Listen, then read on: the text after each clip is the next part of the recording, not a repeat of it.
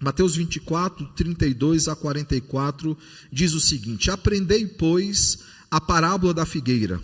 Quando já os seus ramos se renovam e as folhas brotam, sabeis que está próximo o verão. Assim também vós, quando virdes todas estas coisas, sabei que está próximo às portas. Em verdade vos digo que não passará essa geração sem que tudo isto aconteça. Passará o céu e a terra, porém as minhas palavras não passarão. Mas a respeito daquele dia e hora ninguém sabe, nem os anjos dos céus, nem o Filho, senão o Pai. Pois assim como foi nos dias de Noé, também será a vinda do Filho do Homem. Porquanto, assim como nos dias anteriores ao dilúvio, comiam e bebiam, casavam e davam-se em casamento, até o dia em que Noé entrou na arca, e não o perceberam, senão quando veio o dilúvio e os levou a todos. Assim será também a vinda do Filho do Homem. Então, 2 estarão no campo, um será tomado e deixado o outro. 2 estarão trabalhando no moinho, uma será tomada e deixada a outra. Portanto, vigiai, porque não sabeis em que dia vem o vosso Senhor. Mas considerai isto: se o pai de família soubesse a que hora viria o ladrão, vigiaria e não deixaria que fosse arrombada a sua casa. Por isso, ficai também vós apercebidos, porque a hora em que não cuidais, o Filho do Homem virá. Irmãos, no domingo retrasado, domingo passado eu estava em Marília, no domingo retrasado, nós olhamos para a segunda parte da introdução desse sermão que nós temos diante de nós. A introdução de um sermão que ele está proferindo apenas aos seus discípulos. Alguns até especulam que eram para 4 discípulos mais próximos, André, que era irmão de Pedro, o próprio Pedro, Tiago e João, que eram também irmãos. Dá a entender que somente esses 4 suscitam a dúvida a respeito do templo.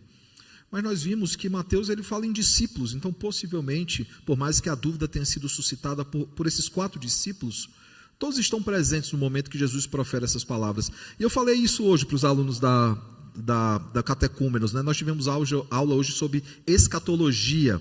E aí eu comentei isso, muito se fala, a respeito, por exemplo, da dúvida que os tessalonicenses tinham a respeito da vinda de Jesus, mas é preciso lembrar uma coisa, por exemplo, quando Tessalonicenses foi escrito, e respondendo às dúvidas dos irmãos, os evangelhos não haviam sido escritos ainda. E mesmo os evangelhos, as multidões não ouvem o sermão profético de Jesus. Esse sermão se torna conhecido quando os evangelhos foram escritos. Então, durante um bom tempo, a igreja tinha dúvida a respeito disso, quando se daria o momento, quais eram os sinais.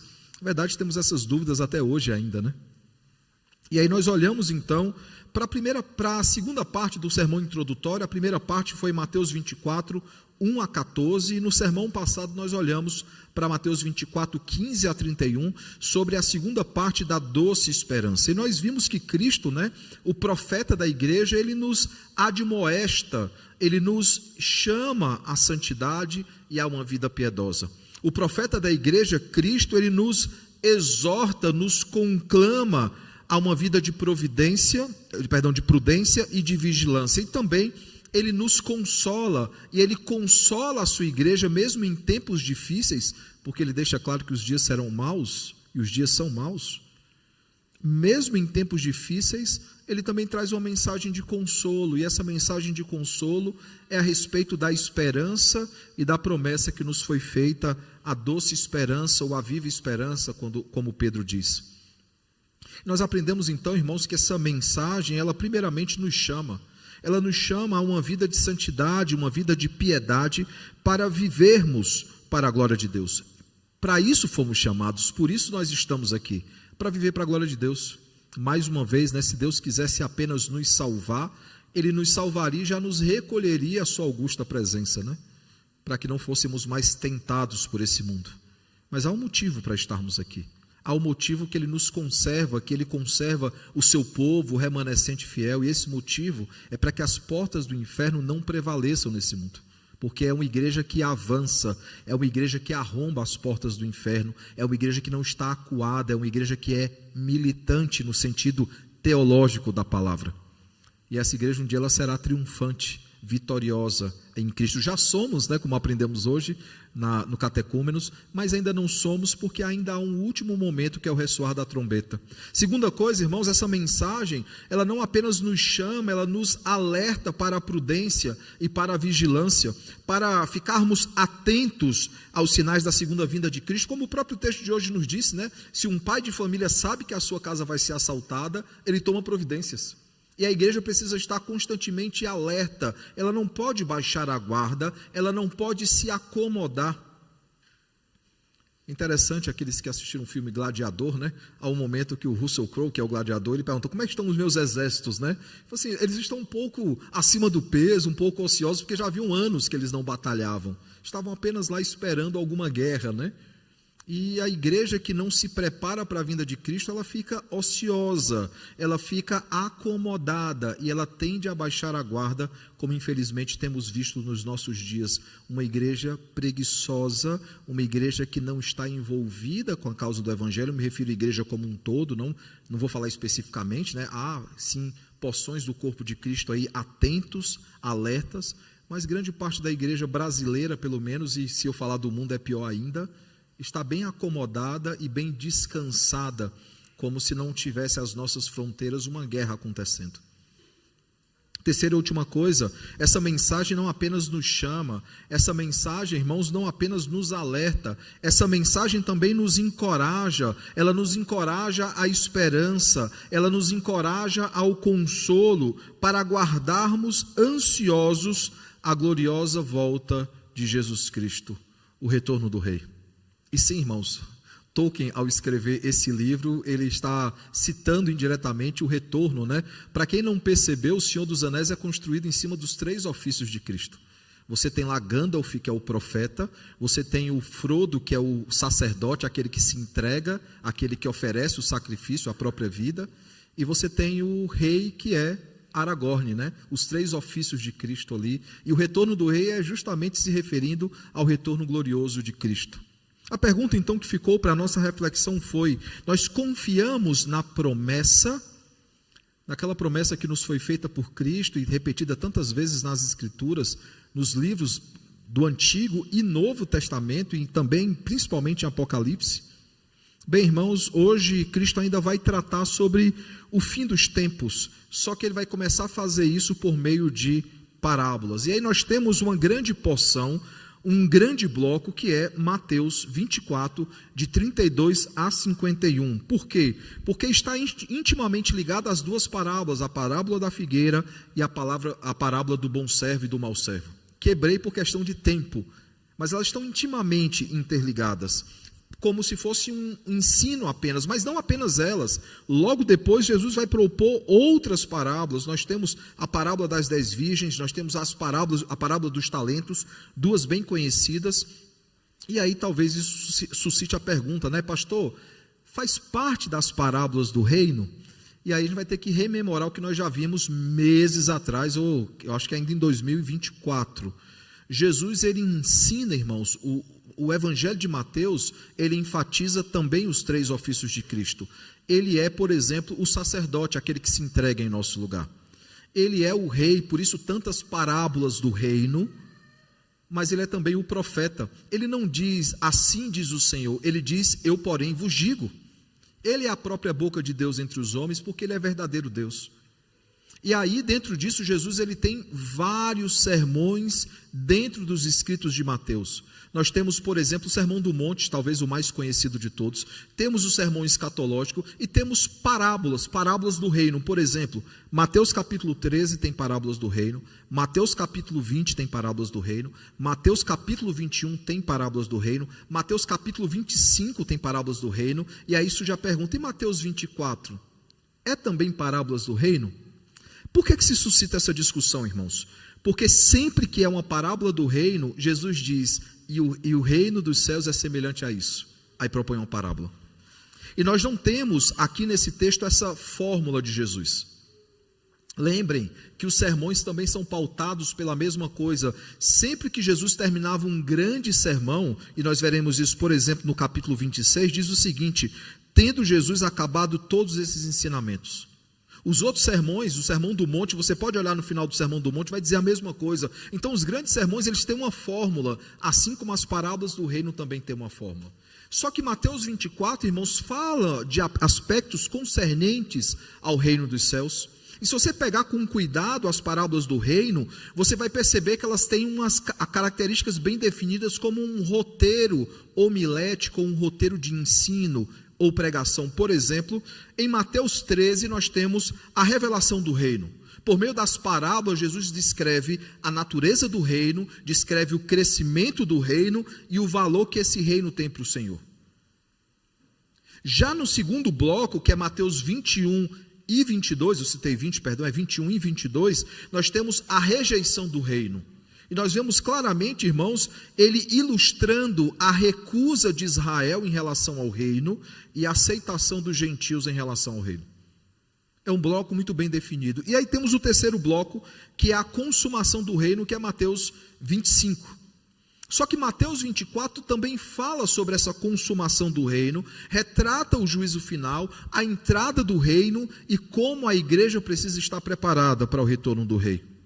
Dentro dessa perspectiva, então, irmãos, Mateus 24 pode facilmente ser encaixado dentro desse terceiro bloco, juntamente com Mateus 25, por mais que não haja a expressão, o reino dos céus é semelhante a isso.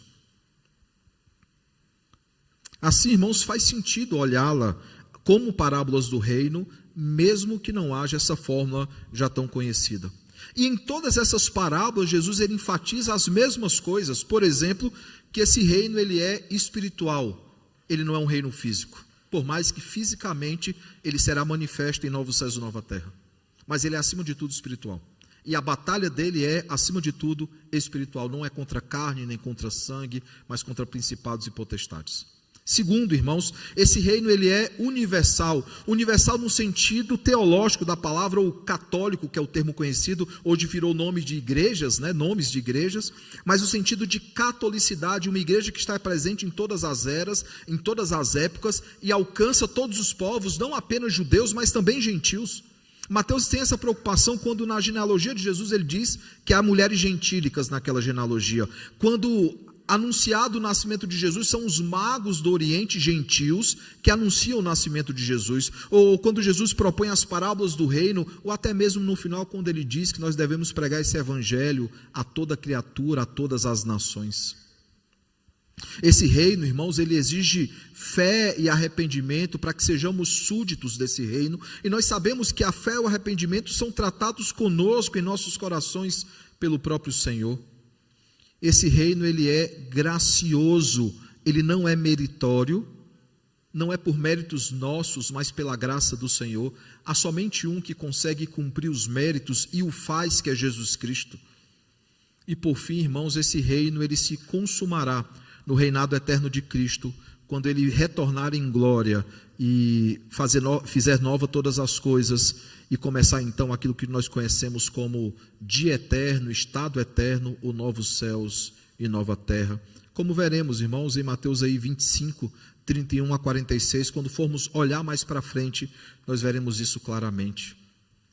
De forma, irmãos, que eu ouso dizer que as parábolas do reino são o centro, o coração da mensagem de Cristo. É a parte mais importante dessa mensagem, porque ela aponta para a pessoa e para a obra de Cristo. Não é isso que Paulo diz, afirmando aos Coríntios? Enquanto eu estive entre vós, eu só preguei a Cristo e este crucificado? A mensagem do reino, a mensagem do rei, o retorno glorioso do rei, toda essa mensagem é o coração do evangelho, é o centro do evangelho, é a mensagem mais importante que nós temos a anunciar. Essa mensagem, irmãos, descreve o reino que cresce silenciosamente, mas que transforma profundamente e terminará vitoriosamente. Um reino que avança, um reino que prossegue, e que as portas do inferno não podem prevalecer contra esse reino. Um reino que já começou, mas que ainda não alcançou a sua consumação, e nós aguardamos ansiosos a consumação de todas as coisas. Voltando para o texto aqui dessa noite, irmãos, nós temos então uma parábola que é extremamente densa, uma das parábolas escatológicas mais densas desse sermão escatológico. Por quê? Porque há dentro dela algumas dúvidas que foram sendo suscitadas na história e que geraram, inclusive, discussões que geraram decisões de concílios a respeito dessas questões. É um sermão, claro, que tem como foco a necessidade e a importância de súditos permanecerem vigilantes, aguardando ansiosos o retorno do seu rei. É uma parábola que trata sobre uma chamada, uma espera vigilante, uma espera que não é apenas vigilante, ela é constante, ela é diária, um chamado para sermos sempre atentos e estarmos sempre atentos, um chamado à vigilância diária, constante e ininterrupta. Mas há aspectos difíceis nessa parábola que talvez durante a leitura já suscitou dúvida no seu coração ou em algum momento da sua vida suscitou dúvidas no seu coração. Há outros aspectos que nós iremos explorar nos pontos dessa noite. Mas permita-me rapidamente, de forma muito sucinta, porque esses temas que tem aqui são tão trabalhosos que quanto menos se fala, menos besteira a gente fala, né? A gente precisa ser sucinto, porque são assuntos que a Bíblia ela explica até um ponto e a partir disso ela não explica mais. Por exemplo, a expressão não passará essa geração, que é do verso 34. Porque nós já olhamos para a primeira e a segunda parte da doce esperança e nós vimos que há promessas que se cumprem em 70 depois de Cristo, com a destruição de Jerusalém, porque é uma parte da pergunta dos discípulos, né? Quando se dará esses acontecimentos, né? A destruição do templo, a consumação de todas as coisas, e Jesus ele responde vários temas dentro de uma mesma resposta. E há coisas que aquela geração já viu, há coisas que aquela geração nunca verá, porque é o fim de todas as coisas, como nós vimos claramente. E se você não viu os 2 sermões, eu sugiro que você assista, porque foram sermões bem longos e bem explicativos, porque eu expliquei, esse texto ele é muito profundo, por isso ele foi quebrado em várias partes. Mas o que é que eu posso dizer, irmãos? Que naturalmente ele se refere aos que estavam vivos naquele momento. Parte daquela profecia, ela se cumpre para aquela geração. E ele não está falando do cumprimento de todas as coisas, como nós vemos no capítulo 24, verso 33, né, que ele diz: assim também vós, quando virdes todas essas coisas, sabeis que está próximo às portas. E veja, Jesus ele está respondendo mais uma vez a 2 questionamentos. Uma parte desse questionamento acontece com aquela geração. Uma outra parte do questionamento acontece na consumação de todas as coisas. Então Jesus ele está constantemente indo e voltando. Por exemplo, a destruição de Jerusalém, que é o que se parece o início dessa grande perseguição contra a igreja, desses tempos difíceis. Essa destruição, aquela geração não passaria sem presenciar aquela destruição, o que de fato acontece infelizmente, né? No ano 70 depois de Cristo, Jerusalém foi sitiada, foi invadida e o templo foi completamente destruído. Então, irmãos, quando fala sobre essa geração, ela se refere a esse momento histórico. É óbvio que a vinda de Cristo não aconteceu nos dias daquela geração, senão nós não estaríamos sequer aqui reunidos. Não é que nós não seríamos alcançados pelo Evangelho, não existiria geração alguma depois daquela, porque a volta de Cristo é a consumação de todas as coisas e o encerramento da história como nós a conhecemos. A segunda coisa, irmãos, talvez a expressão mais polêmica dessa parábola, é quando no verso 36 ele afirma: o dia e a hora ninguém sabe, nem o filho sabe, senão o pai. Isso já gerou muito debate e às vezes nós tentamos explicar esse texto e nós incorremos em heresias cristológicas, por exemplo, a heresia de Apolinário, né, o apolinarianismo. Por quê, irmãos? Porque nós não conseguimos entender ou explicar, muitas vezes, o que se refere às 2 naturezas de Cristo. Ele não é uma parte humana e uma parte divina, ele é verdadeiro Deus e verdadeiro homem. Ele não é totalmente Deus e totalmente homem. Cuidado! Ao dizer totalmente homem, eu posso imputar a Cristo pecados. Ele é verdadeiro Deus e ele é verdadeiro homem. De fato, ele encarnou. E ao encarnar, nós percebemos que Cristo ele mantém intacta as suas 2 mentes. Uma mente que é humana e uma mente que é divina. Por que eu posso afirmar isso? Porque, por exemplo, Lucas 2, 40 e 52 diz o seguinte: e ele crescia em estatura, graça e conhecimento diante de Deus e diante dos homens. Ou seja, a natureza humana de Jesus não nasce falando já, Jesus não nasce andando, ele tem que se desenvolver como criança, ele tem que chegar à adolescência, ele tem que chegar à juventude, e dentro disso ele vai acumulando conhecimento e manifestando conhecimento como nenhum outro conseguiu. Claro, isso é óbvio, no exame dos doutores da lei ele vai além da média, ele vai muito acima da média nas respostas que ele dá. Nós não podemos, irmãos, duvidar da onisciência do Filho. Ele é Deus e ele é onisciente. Ele é verdadeiro Deus, irmãos. Mas nós não podemos misturar as duas naturezas de Cristo, porque a mente humana de Jesus, do verdadeiro homem, ela permanece ignorante a respeito da data. Porque você pode até chegar e dizer: Jesus não quis apenas responder, ele deu essa resposta. Ele não mentiu, gente. Naquele momento, Jesus, homem, não sabe a data. Isso só compete ao Pai. A sua mente, ela é finita. A sua mente humana, ela é mutável, no sentido de que ela vai adquirindo conhecimento. É difícil entender isso. E não é à toa que os concílios da igreja se debruçaram sobre esse assunto séculos e séculos e séculos para chegar a uma resposta. Mas voluntariamente Cristo se põe nessa posição quando ele se esvazia de si mesmo e ele encarna como homem.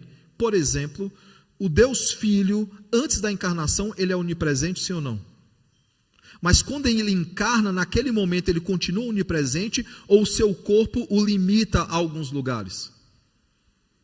Ele precisa andar, ele precisa se locomover, ele precisa ir de uma cidade a outra cidade. Isso não muda o fato que ele é verdadeiro Deus. Mas a sua natureza verdadeiramente humana lhe impõe limitações. Ele chora, ele tem fome, ele sente sede. Ele não é um fantasma que passou no nosso meio, nem um falso homem. Ele é verdadeiro homem. Ele tem limitações, ele tem necessidades que são humanas. Ele só não tem um pecado que todos nós temos. Ele é verdadeiro Deus, irmãos, e verdadeiro homem, sem nenhuma mistura nas duas naturezas. Não é 50% Deus e 50% homem, ele é 100% Deus e ele é 100% homem. Sua mente, irmãos, permaneceu ignorante a respeito disso. Além disso, Cristo ele quer deixar bem claro, irmãos, que essa preocupação não deve ser a nossa preocupação, nem a preocupação dos anjos, nem de ninguém. Essa preocupação só recai sobre o Pai. É o Pai que sabe a data e ele que se preocupa com o momento. Não é à toa que quando os discípulos, mais uma vez, em Atos capítulo 1, eles perguntam sobre as épocas, sobre as eras, o dia, né? Quando é que isso vai acontecer? A resposta de Jesus no verso 7 é a seguinte: não vos compete conhecer tempos ou épocas que o Pai reservou pela sua exclusiva autoridade, ou seja, não é da conta de vocês. Basta a gente confiar que o Senhor cumprirá com a sua palavra e esperar que a doce promessa do Senhor ela se cumpra. Ainda um terceiro aspecto nesse texto bem complicado. Um será tomado e deixado, e o outro, um será tomado e deixado o outro, né? Veja que aí ele vai primeiro falar sobre um homem, dois homens, na verdade, depois sobre duas mulheres, né? Um será tomado e deixado então o outro, depois fala que uma será tomada e deixado então a outra. Isso não se trata, irmãos, do arrebatamento secreto da igreja, como alguns querem entender, né? Os deixados para trás, né? Os aviões caindo porque o piloto foi levado. Eu vi um vídeo que o marido, possivelmente dispensacionalista, ele deixou a roupazinha dele bonitinha no sofá, até com um crachá pendurado, para a esposa chegar em casa e achar que foi deixada para trás, né? Nós não vemos dessa forma e nós não cremos desse jeito. Por quê, irmãos? Porque o texto não está tratando de igreja, o texto está tratando de ímpios. Por que eu posso afirmar isso, irmãos? Porque o contraponto ao texto é o dilúvio. No texto, quem que entrou na arca e quem foi deixado fora da arca? Aqueles que ouviram a mensagem, e claro que nós sabemos que se restringiu à família de Noé. Aqueles que ouviram a mensagem e entraram na arca foram levados pelo Senhor, poupados pelo Senhor.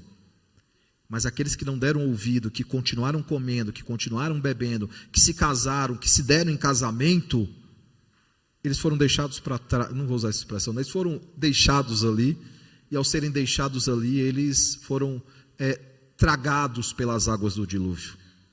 Por isso, se eu tentar usar esse texto para dizer, tem uns que se não ouvirem o evangelho vão ser deixados para trás, não é condizente, irmãos. Quem é deixado para trás é deixado para trás e pronto, não tem uma segunda chance.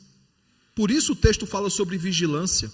Por isso que o texto constantemente nós veremos em outras parábolas que diz o seguinte: fechou a porta e ninguém entra. E é interessante, né, irmãos, eles continuam no erro.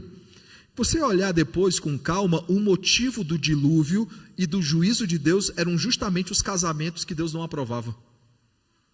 Eram aqueles que temiam a Deus casando com quem não temia a Deus. E aí veja a ênfase deles: eles continuaram comendo, bebendo, casando e se dando em casamento. Jesus ainda dá uma cutucada no motivo do dilúvio. O fato, irmãos, é que Apocalipse nos fala também sobre um juízo parcial que não recai sobre crentes, ele recai apenas sobre ímpios. Toda a Escritura é harmonizada nesse sentido. Por isso, o texto de hoje ele é um chamado à vigilância. É uma vigilância em que uma última geração estará presente, outros estarão já com o Senhor. Essa geração que ninguém sabe o dia e a hora, somente Deus que sabe. E essa geração que de um momento para outro, Deus recolherá o seu povo. E aqueles que não são povo do Senhor ficarão para trás e serão tragadas aí pelas, entre aspas, né, águas do dilúvio. Por isso esse texto, irmãos, é um chamado, é um alerta à vigilância, é um chamado para que nos preparemos, para que aguardemos. Porque não adianta apenas Noé entender que precisava ser fiel ao Senhor, ele tinha que construir a arca. Imagina se ele não constrói a arca, imagina se ele não separa os suprimentos, se ele não separa os animais. Deus é tão gracioso com a questão dos animais que muita gente é levada ao erro quando responde quantos pares haviam dentro da arca, né? Então vai dizer um par de cada animal.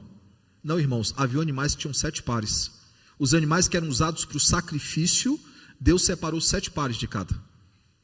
E aí nós veremos que esses animais são uma parte, pelo menos um deles, né, foi sacrificado logo quando Noé saiu da arca, ele já sacrificou ao Senhor. Alguém me disse: pastor, há um problema aqui, Noé exterminou algum animal, porque ele só separou um casal de cada. Você viu isso aonde? Não, porque a musiquinha e tal, assim, então, teve animais que tiveram mais do que um par, 7 pares, aqueles que eram usados para o sacrifício. E aí nós vemos então aqueles que se preparavam para a volta de Cristo. E o texto de hoje, irmãos, ele nos chama à volta de Cristo. Não apenas com essas 3 questões que rapidamente eu expliquei, mas há uma mensagem urgente, há lições importantes nesse texto que todos nós precisamos aprender e colocar em prática. Que lições são essas? Que mensagem urgente é essa da parte do Senhor para com o seu povo? Por que é que Jesus, faltando 2 dias para ser preso e 3 dias para morrer, por que ele está preocupado em falar aos seus discípulos a respeito dos últimos dias? Que mensagem urgente é essa? Bem, irmãos, como nós já temos visto em outros sermões e veremos aqui também, essa mensagem urgente ela tem 3 aspectos. Primeiro, é um chamado a discernir os sinais. Versículo 32 ao versículo de número 35, ele fala a respeito desses sinais, da segunda vinda de Cristo, da consumação do século. Ele conclui dizendo: passará o céu e a terra, porém as minhas palavras não passarão. O verso 32 diz: quando já os seus ramos se renovam e as folhas brotam, sabeis que está próximo o verão. Interessante, né, irmãos? Lá em Mossoró a gente não percebe claramente a mudança das estações, é uma estação só. Aqui em São Paulo nós percebemos, algumas vezes ela está meio zoada, né, como a primavera agora, está meio diferente o negócio, mas nós percebemos a mudança. Eu lembro ano passado, quando Sara, encantada, ela percebeu a mudança das flores, e aí nós olhamos, era dia 21 ou dia 22, justamente na mudança de estação. Aqui nós percebemos claramente, irmãos, quando o outono e o inverno eles chegam. Basta olhar para as árvores, as folhas elas caem. Por quê? Porque outono e inverno não é uma estação propícia para que se tenham flores. Elas voltarão, irmãos, na primavera e no verão. E vê que interessante, Jesus usa uma analogia tão conhecida no meio de judeus e que para nós também é conhecida. Você quer saber em que estação você está ou que você não está? Atente para o clima, atente para a paisagem, atente para as flores, ou a época do fruto, né? Tem frutos que só dão naquela época específica. O fato, irmãos, é que Jesus ele usa de uma analogia muito conhecida e muito propícia para aqueles dias, para aplicar, por exemplo, se você mora num país onde neva, vai nevar no inverno. E para aqueles países que nevam, né, é claramente a chegada do inverno. Você quer saber, por exemplo, se está chegando o Natal? Vamos pegar uma ilustração bem de São Paulo. Olha os ônibus, se eles estão iluminados ou não. Olha os arranha-céus, olha as casas, olha os locais. Haverá muitas luzes. E eu até convido, quem ainda não viu como é que o Mackenzie fica na época do Natal, é uma boa visão. Ele fica todo iluminado, com corredor iluminado e tudo mais. É muito claro quando chegou a época do Natal, por quê? Porque está tudo iluminado. Ou se um dia você for a Fortaleza, vai na Desembargador Moreira, começando ali na Assembleia, no plenário 13 de maio, e desce até lá a Praça Portugal, e você vai ver, a Praça Portugal é uma árvore de Natal feita de redes. Rede que a gente usa para dormir.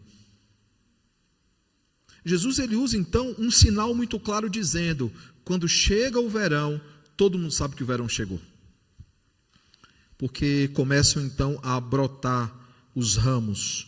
Quando já os seus ramos se renovam e as folhas brotam, sabeis que está próximo o verão. O que é que ele está dizendo com isso, irmãos? Que assim como nós aprendemos a interpretar que época dá que fruto, que época nasce que folha, que época do ano nós estamos, se começar a encher de coisa junina, é a época de junho, por isso que o nome é festa junina. Alguns fazem uma festa julina, né? Ou até agostina, né? Enfim. Você percebe claramente a que época você está. Da mesma forma que nós percebemos pelos sinais em que época nós estamos, a igreja precisa ficar atenta aos sinais para entender em que época ela está. Qual é o dia, qual é a hora, não importa, a igreja precisa estar atenta aos sinais. À luz das Escrituras, irmãos, isso requer maturidade espiritual e sobriedade bíblica. Por que sobriedade bíblica? Por que é que nós temos que ser sóbrios em relação a essas coisas? Porque muitas seitas começaram por causa de questões escatológicas. Porque quiseram marcar o dia e a hora, porque achavam que os sinais estavam se realizando. Vocês acham sinceramente que aqueles que estiveram durante a Segunda Guerra Mundial não acharam que Cristo voltaria naquela época? É claro que pensaram, que não acharam que Adolf Hitler era o anticristo encarnado. É claro que acharam. Ele é um tipo de anticristo, mas ele não é aquele homem da iniquidade falado nas Escrituras. Precisamos ficar atentos, irmãos, aos sinais. Como é que isso acontecerá se a igreja não conhecer as Escrituras e as promessas contidas nelas? Nós temos hoje, como eu falo, uma igreja despreparada, por quê? Porque é uma das piores gerações em relação às Escrituras. Você diz que não tem tempo para ler a Escritura, mas você lê livro tal, e livro tal, e livro tal, tranquilamente. Deixa eu abrir um parênteses aqui.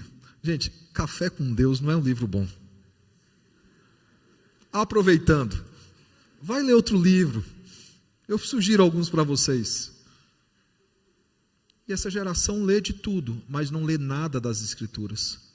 É uma geração, não apenas, hoje nós temos no Brasil, um analfabetismo funcional muito grande, mas há também dentro da igreja brasileira um analfabetismo bíblico absurdo, irmãos. E aí a gente tem que fazer traduções e versões cada vez mais fáceis e simples de ler. Por quê? Porque as pessoas não entendem mais algumas expressões bíblicas. Como nós vamos discernir dos tempos, das épocas, das eras dos sinais, se o nosso manual de orientação que aponta para esses sinais nós não temos lido?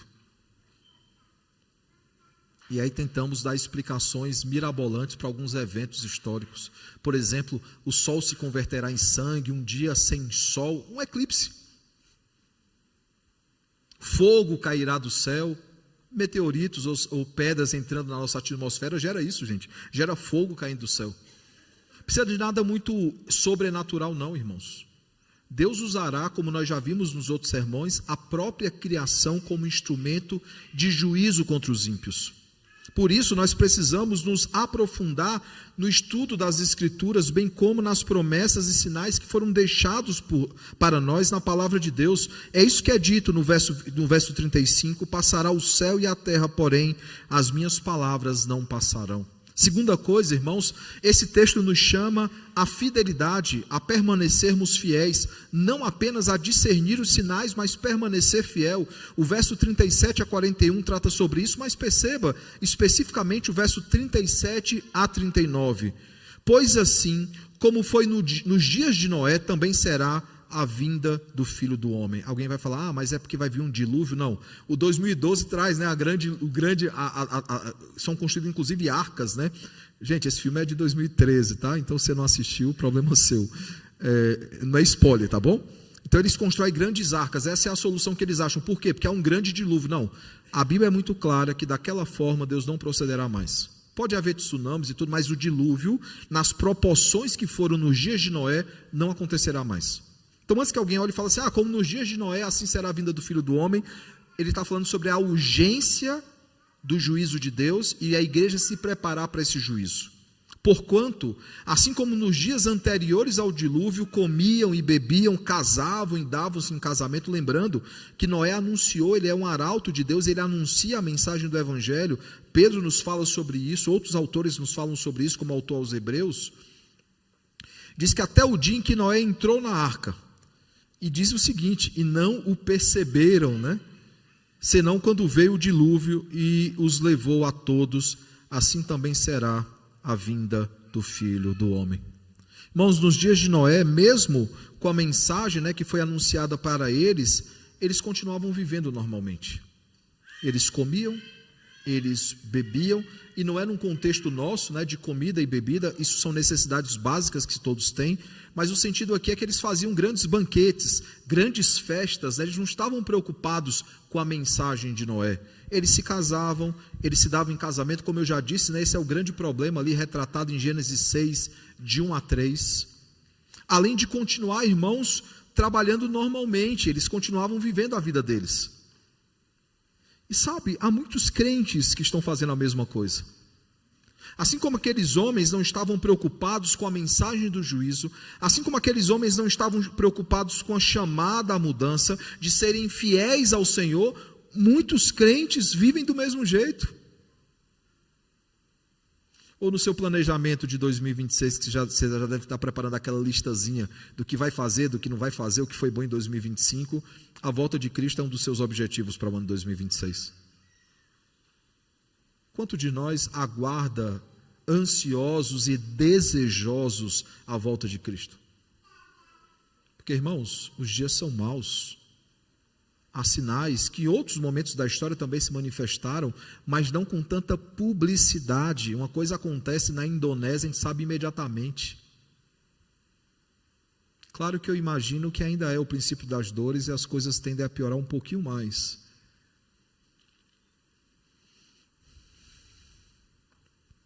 Como nós já vimos nos outros sermões, irmãos, o sermão escatológico de Jesus é um chamado à santificação, é um chamado à dedicação, à obediência, à fidelidade, e aqui também é esse chamado, irmãos. Nós veremos na parábola das 10 virgens, nós veremos na parábola dos talentos, uma igreja que precisa estar em prontidão, pronta para a volta de Cristo. E aqui nós percebemos claramente isso também. Nós percebemos, irmãos, que nós precisamos viver as nossas vidas não como uma mera rotina tão cansativa, né? Como é cansativa uma rotina? Eu alterno, quando eu vou deixar as crianças do Mackenzie, eu alterno os locais que eu vou. São 2 lugares, não tem muito para onde ir, Consolação ou Pacaembu. Mas eu alterno porque eu não gosto muito de rotina, rotina é cansativa. Apesar que tem momento que o Waze diz, vai por ali, senão você vai se atrasar muito, né? Eu tenho uma crítica ao Waze, o Waze manda todo mundo ir para o mesmo canto que você está indo e muda só o trânsito, tá? Você vai pegar do mesmo jeito. Mas essa rotina cansativa nós continuamos, né? Canseira e enfado, como Moisés dirá no Salmo 90, é canseira e enfado, o tempo passa e nós voamos. Nós estamos preocupados com as metas que temos para bater, nós estamos preocupados com realizações, com projetos. Irmãos, tudo isso usado para a glória de Deus é muito lícito. Mas quando se torna o objetivo das nossas vidas, esse é um problema. É um problema seguirmos uma rotina sem nos preocuparmos com o dia de amanhã, sem atentarmos para os sinais, sem vivermos para a glória de Deus. Devemos, como o Salmo 92 diz, acordar todos os dias e agradecer a Deus as misericórdias que foram novamente renovadas sobre nós e louvar a Deus pela sua fidelidade que nos mantém durante todo o dia. Qual foi a última vez que você fez esse exercício de contemplação e de contentamento? De parar e observar como Deus ele é bondoso e gracioso conosco, mesmo sem merecermos. De desejarmos a volta gloriosa de Cristo. Eu nunca vi tanta gente desejando a volta de Cristo durante o período da pandemia. Parecia que havia chegado o fim, né? Passou a pandemia e as pessoas simplesmente pararam de falar sobre a volta de Cristo. Nós somos uma das gerações que menos falam sobre a volta de Cristo. Eu brinco, né, que naquelas viagens, quem já fez viagem de rodovia, eu não percebi aqui ainda, mas no Nordeste é muito comum, atrás das placas de sinalização, ter uma frasezinha de Jesus está voltando, né? Não, ele está voltando sim, ele voltará em algum momento. Mas a gente não fala mais sobre isso. Nós não conversamos mais sobre essas coisas. E esse texto nos chama, irmãos, não apenas a discernir os sinais, mas a permanecer fiel. E há uma terceira coisa que esse texto nos chama, a vigiar constantemente. Não é vigiar quando uma pandemia acontece, não é vigiar quando as coisas estão difíceis, nos momentos bons também nós vigiamos. E nós vigiamos constantemente. Esse é o ápice do texto, irmãos. Esse é o motivo da mensagem, né? Um chamado à vigilância. E essa vigilância não deve ser temporária, ela deve ser constante. Assim como a nossa vida diante do Senhor não deve ser dominical, a nossa vida com Deus deve ser diária. Parece que o nosso culto ao Senhor é só dia de domingo, né? E o dia do Senhor, irmãos, é muito importante. O domingo é o dia do ajuntamento solene. Mas a nossa espiritualidade não se restringe a esse dia e nem a esse lugar. O texto diz o seguinte, portanto, 42 a 44, portanto, vigiai, porque não sabeis em que dia vem o nosso Senhor. Mas considerai isto, se um pai de família soubesse a que hora viria o ladrão, vigiaria e não deixaria que fosse arrombada a casa. Por isso, ficai também vós apercebidos, porque a hora em que não cuidais, o Filho do Homem virá. Alguém pode dizer, pastor, não seria maravilhoso se Deus ele nos dissesse o dia, porque a igreja vigiaria melhor. Irmão, se nós soubéssemos o dia, nós correríamos o risco de muitos comerem, beberem, casarem, se darem em casamento, e faltando aí 3 dias, 5 dias, seria o melhor crente da história. Isso não é vigilância bíblica, isso é medo, qualquer outra coisa. O crente que é vigilante, irmãos, diante do perigo, ele toma precauções, ele toma medidas de segurança, mas a Bíblia nos fala que quando nós menos esperarmos, Cristo ele vai voltar. Nós veremos mais uma vez nas parábolas do capítulo 25, isso mostrado claramente. E o texto nos diz o seguinte, se nós não esperarmos a volta de Cristo, pode ser tarde demais para alguns. Porque se eu estou constantemente vigilante, se eu estou vigiando em todo o tempo, irmãos, Cristo pode voltar daqui 5 minutos e eu vou estar preparado. Tivemos um curso aqui de sobrevivência, né? O presbítero André trouxe para a gente, né? Medidas aí necessárias, né? Se o cara ele precisa se preparar, sei lá, para uma catástrofe mundial, e ele já está com tudo separadinho, se acontecer já está pronto. Tenta arrumar uma mala, eu tive uma experiência dessa recentemente, né, indo para Marília, tenta arrumar uma mala já pertinho da viagem, sempre dá BO, sempre dá problema. E o meu problema foi que eu esqueci a passagem do ônibus em casa, né? Mas eu cheguei, mostrei o celular, eles aceitaram, então está tudo bem. Eu não sabia qual a entrada da rodoviária, né, nunca tinha usado da Barra Funda, eu fui lá para o lado do memorial, né? Me falam que é a melhor entrada ali, mas eu parei lá, o taxista falou assim, não moço, você tem que ir para o outro lado. Dá uns 3 quilômetros para lá, uns 13 minutos. Eu cheguei faltando 1 minuto para entrar no ônibus. Graças a Deus deu tempo. Porque se nós não nos preparamos com prudência, coisas ruins podem acontecer. E podem acontecer rapidamente. Quem olhar a minha mochila vai ver que eu tenho algumas ferramentas bem particulares lá. Eu tenho um martelo dentro da minha mochila que eu ando para lá e para cá.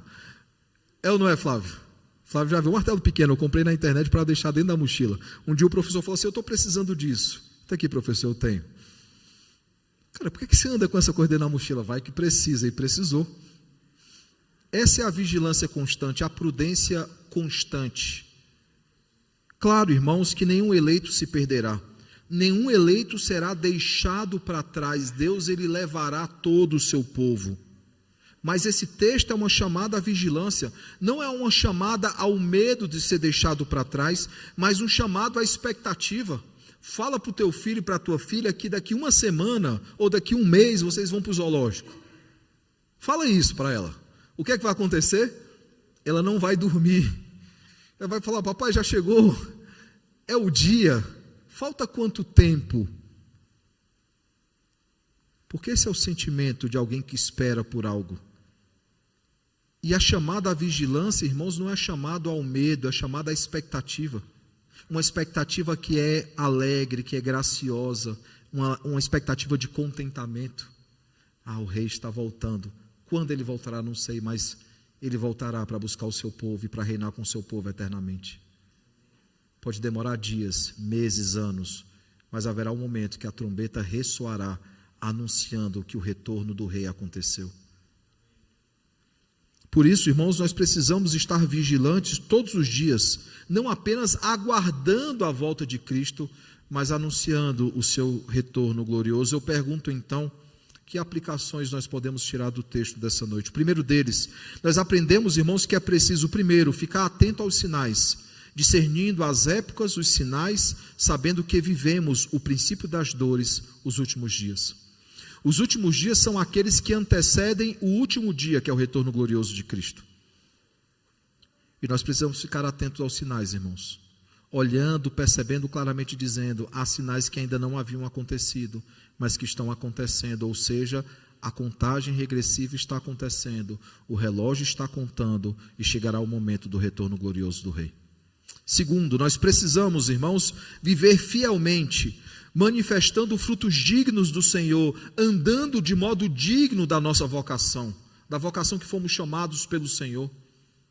Precisamos, irmãos, estar preparados para a volta de Cristo, vivendo de modo digno, de forma digna ao retorno do Rei. Nós não podemos ser crentes quando faltarem alguns minutos para a volta de Cristo. Não, a igreja precisa ser crente todos os dias, até para que a mensagem do reino seja anunciada àqueles que ainda não conhecem o Senhor, seja para salvação, seja para condenação.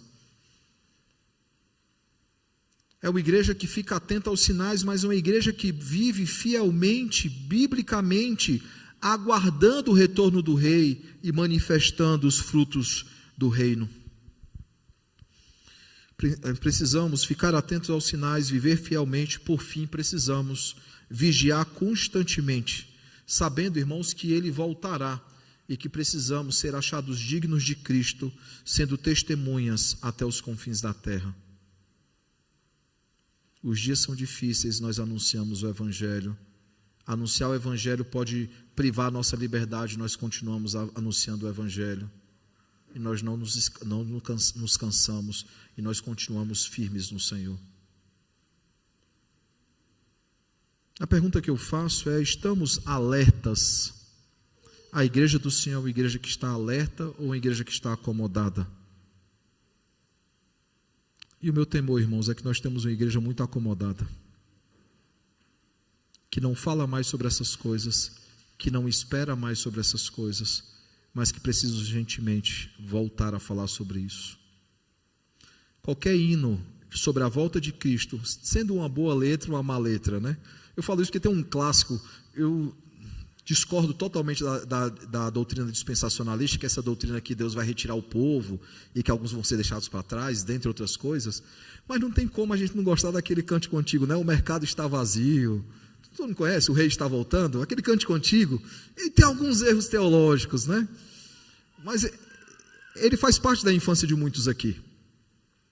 Se você for atrás, e aí o Rafael, que trabalha mais com isso, pode um dia fazer essa pesquisa, se você for atrás, ou o Fábio, né, o presbítero Fábio também grava muitos vídeos sobre a origem dos hinos e dos cânticos, você vai perceber que há muito tempo a igreja, de forma intencional, não compõe cânticos sobre a volta de Cristo. Todos os cânticos que você lembrar, irmãos, com exceção de um ou outro, ele vai ter 40 anos, ele vai ter 50 anos, ele vai ter 80 anos. Porque ele vive, posso crer, no amanhã já tem muito tempo, esse cântico, esse hino, ou cântico, né? A igreja não fala mais sobre isso. E nós precisamos, irmãos, voltar a falar sobre isso. A minha oração e o meu desejo sincero, irmãos, é que o bom e eterno Deus nos ajude a termos uma vida de discernimento, uma vida de fidelidade, mas uma vida de grande expectativa e profunda vigilância, constante vigilância, aguardando e anunciando o retorno glorioso do Rei Jesus. Que possamos ter isso como mensagem central das nossas vidas, como o coração do Evangelho.